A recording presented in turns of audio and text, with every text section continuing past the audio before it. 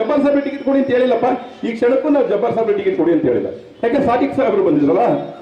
ಯಾರಾದ್ರೂ ಒಬ್ಬ ordinary puncture ಹಾಕಂತ ಒಬ್ಬ ಮೈನಾರಿಟಿ ಕೊಡ್ರಿ, ಅದು ಕೂಲಿ ಮಾಡೋದು ಒಬ್ಬನಿಗೆ ಕೊಡ್ರಿ, ಒಬ್ಬ ಮೈನಾರಿಟಿ ಕೊಡ್ರಿ, ನಾವು ಗೆಲ್ಲಿಸ್ತೀವಿ.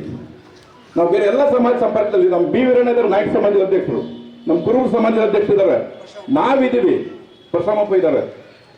ನಾವೆಲ್ಲ ನಿಮ್ಮ ಜೊತೆ ಕೈ ಜೋಡಿಸ್ತೀವಿ.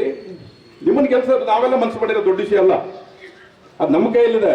ನಮ್ಮ ಓಟ್ ತಗೊಂಡು ನಮ್ಮಿಂದ ಗೆದ್ದು ನಮ್ಮ ಮೇಲೆ ಸವಾರಿ ಮಾಡೋದು. ಓ ಜಬ್ಬಾರಿಂದ ಇಡೀ ಊರು ಕೆಟ್ಟುಬಿಟ್ಟಿದೆ. ನಾನು ಹೇಳಲ್ಲ, ಟೈಮ್ ಇಲ್ಲ. ಯಾವ್ಯಾವ ಸಂದರ್ಭದಲ್ಲಿ ಊರನ್ನ ಯಾವ ಟೈಮಲ್ಲಿ ಕೆಡಿಸಿದಾರೆ ಅಂತೇಳಿ ಡೇಟ್ ಸಮೇತ ಹೇಳ್ತೀನಿ. ನಾನು ಡೇಟ್ ಸಮೇತ ಹೇಳ್ತೀನಿ.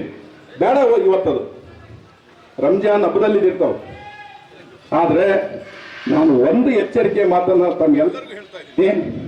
ಯಾವುದೇ ಕಾರಣಕ್ಕೂ ಕೂಡ ಈ ಸಾರಿ ನಾವು ಮೈನಾರಿಟಿಗೆ ಟಿಕೆಟ್ ಕೊಡಬೇಕು, ಮೈನಾರಿಟಿ ಕ್ಯಾಂಡಿಡೇಟ್ ಅಲ್ಲಿ ಗೆಲ್ಲಿಸಲೇಬೇಕು. ಆ ನಿರ್ಧಾರನ ನೀವು ತಗೊಂಡು ಹೋಗ್ಬೇಕು, ಯಾರೇ ಆಗಿರಲಿ.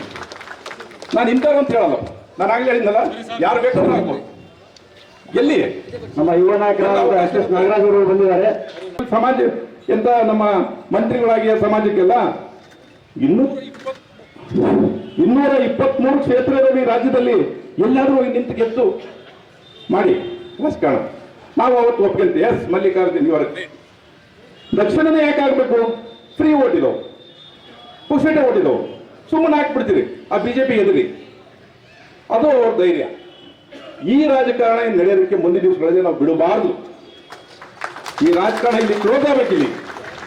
ಆಯ್ತಲ್ರಿ, ನಿಮ್ಮ ಮನೇಲಿ ಎಷ್ಟು ಜನ ಇದ್ದೀರಿ? ಸಾಕಲ್ಲ ರೀ. ಮನೆಯವ್ರು ಎಂ ಪಿ ಇದ್ದಾರೆ, ಮೇಡಮ್ ನೀವು ಮಂತ್ರಿ ಇದ್ದೀರಾ, ಬಿಡ್ರಪ್ಪ. ಈಗ ಸಣ್ಣ ಹುಡುಗವನ್ನ ಕಾರ್ಪೊರೇಷನ್ ನಿಲ್ಲಿಸಿ ಸ್ವಲ್ಪ ಅನುಭವ ಪಡಿಸಿ ರಾಜಕಾರಣ, ಆಮೇಲೆ ಮುಖ್ಯಮಂತ್ರಿ ಮಾಡಿ.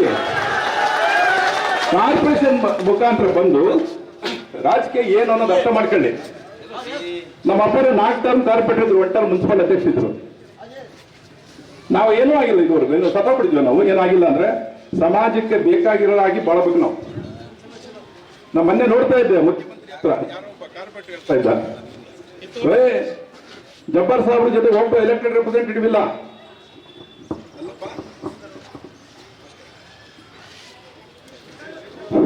ನೀ ಮಂತ್ರಿ, ನೀನು ಇಲ್ಲಿ ರೆಪ್ರೆಸೆಂಟೇಟಿವ್, ನಿಮ್ಮ ಅಪ್ಪ ಮತ್ತೆ ನೀವು ಅಲ್ಲಿ ನಿಮ್ ಕೈ ಬಿ ಫಾರ್ಮ್ ಕೊಡ್ತಾರೆ, ನೀವು ಓಟ್ ಕೊಟ್ಟಿರ್ತೀರಿ, ಕೌನ್ಸಿಲರ್ ನೀವು ಪಾಪಲ್ಲಿ ಗೆಲ್ಸಿರ್ತೀರಿ. ಬಿ ಫಾರ್ಮ್ ಯಾರ ಕೈಗೆ ಬಂತು? ನೀವು ಎಮ್ ಎಲ್ ಎ ಆಗಿರೋದು ನಿಮ್ ಕೈಗೆ ಬಂತು, ನೀವು ಕೊಟ್ರಿ. ಎಲೆಕ್ಟೆಡ್ ರೆಪ್ರೆಸೆಂಟೇಟಿವ್ ನಿಮ್ ಕೈಗೆ ಇದಾರೆ. ಈ ಸರಿ ತಗೊಂಬರ್ಲಿ, ಗೆಲ್ಲಿ. ಈ ಸರಿ ಬಾಯಿ ಬಂದಂಗೆ ಮಾತ್ರ. ಶ್ರೀಮಂತರ ಕೈಗೆ ಯಾವತ್ತು ರಾಜಕಾರಣ ಹೋಗಬಾರದು. ಯಾರಾದ್ರೂ ಸಾಮಾನ್ಯ ಜನ ಬಡವರ ಕೈಲಿ ರಾಜಕಾರಣ ಇರಬೇಕು. ಯಾವತ್ತು ಬೇಕಾದ್ರೆ ಅವ್ರ ಮನೆ ಬಾಗಿಲಿಗೆ ಹೋಗ್ಬೋದು. ಇನ್ನೊಬ್ರು ಮನೆ ಬಾಗಿಲಿಗೆ ಹೋಗಿ ಕಾದವನ್ನು ನೋಡ್ತಕ್ಕಂಥ ಪರಿಸ್ಥಿತಿ ಆಗ್ಬಾರ್ದು. ಒಬ್ಬ ಸಾಮಾನ್ಯ ಜನರ ಕೈಗೆ ರಾಜಕಾರಣ ಇದ್ರೆ, ಒಬ್ಬ ಸಾಮಾನ್ಯ ಜನರ ಪ್ರಜೆಗಳ ಜೊತೆಗೆ ಅಧಿಕಾರ ಇದ್ರೆ ಯಾರು ಯಾವತ್ತು ಬೇಕಾದ್ರೂ 24 ಗಂಟೆನೂ ಹೋಗ್ಬೋದು. ಇವತ್ತು ನಾವು ನೋಡ್ತಾ ಇದ್ದೀವಿ, ಎಷ್ಟೆಷ್ಟು ಗಂಟೆ ಸಿಗ್ತಾ ಇದ್ದಾರೆ ಮಂತ್ರಿಗಳು, ಎಮ್ ಎಲ್ ಎ ಅಂತ ಹೇಳಿ. ಈ ಪರಿಸ್ಥಿತಿ ಉದ್ಭವ ಆಗಬಾರ್ದು. ನಾವು ಕೇಳ್ತಾ ಇದೀವಿ, ಏನ್ ಕೇಳ್ತಾ ಇದೀವಿ? ನಮ್ಮ ಹಕ್ಕನ್ನ ಕೇಳ್ತಾ ಇದೀವಿ. ನಾವು ನಿಮ್ಮ ಹಕ್ಕನ್ನ ಕೇಳ್ತಿಲ್ಲಪ್ಪ. ನೀವು 5 ಕ್ಷೇತ್ರ ಲಿಂಗಾಯತರಿಗೆ ಗೆದ್ದಿರಿ, ನಾವು ಕೇಳಿದ್ವಾ? ಈ ಜಿಲ್ಲೆ ಒಳಗೆ SC ST ಕ್ಷೇತ್ರ ಬಿಟ್ಟು 5 ಕ್ಷೇತ್ರ ಲಿಂಗಾಯತರಿಗೆ ಗೆದ್ದಾರೆ, ಒಂದು ಬಿಜೆಪಿ ಬಿಟ್ಟು. ನೀವು ಒಬ್ಬ ಮುಸ್ಲಿಮಿಗೆ ಕೊಡೋದಕ್ಕೆ ನೀವು ಒಬ್ಬ ಮೈನಾರಿಟಿ ಕೇಳಿದ ತಕ್ಷಣ ಮೈಯಲ್ಲಿ ದೇವ ಬಂದಂಗೆ ಆಡ್ದಂಗೆ ಆಡ್ತಿರಲ್ಲ. ಏನಾಗಿದೆ ನಿಮಗೆ? ಕಾಮನ್ ಸೆನ್ಸ್ ಬೇಕು. ಪಾಲಿಟಿಕ್ಸ್ ಅಲ್ಲಿ, ರಾಜಕಾರಣದಲ್ಲಿ ಕಾಮನ್ ಸೆನ್ಸ್ ಬೇಕು. ನಾನಿವತ್ತು ಗೆದ್ದಿದ್ದೀನಿ, ನಮ್ಮ ಅಪ್ಪ ಗೆಲ್ಸಿದ್ದಾರೆ, ನನ್ನ ಮನೆಯವ್ರನ್ನ ಗೆಲ್ಸಿದ್ದಾರೆ. ಈ ಸಾರಿ ನಾವು ಬೇರೆಯವ್ರಿಗೆ ಕೊಟ್ಟು ನೋಡೋಣ, ಆ ಕ್ಷೇತ್ರ ಕೊಟ್ಟು ಗೆಲ್ಸೋಣ. ನನ್ನ ಜವಾಬ್ದಾರಿ ಗೆಲ್ಸೋದು ಹೋಗ್ತಕ್ಕಂಥ ಧೈರ್ಯ ಬೇಕು, ಆ ಒಂದು ಬುದ್ಧಿವಂತಿಕೆ ಬೇಕು, ನಾಲೆಡ್ಜ್ ಬೇಕು, ತ್ಯಾಗ ಬೇಕು, ಕುರ್ಬಾನಿ ಅದಿಲ್ಲ. ಅದು ಯಾವ ಮನುಷ್ಯನಿಗೆ ಇರೋದಿಲ್ವೋ ಅದು ರಾಜಕಾರಣಿ ಆಗಕ್ಕೂ ಕೂಡ ಲಾಯಕ್ ಇರೋದಿಲ್ಲ.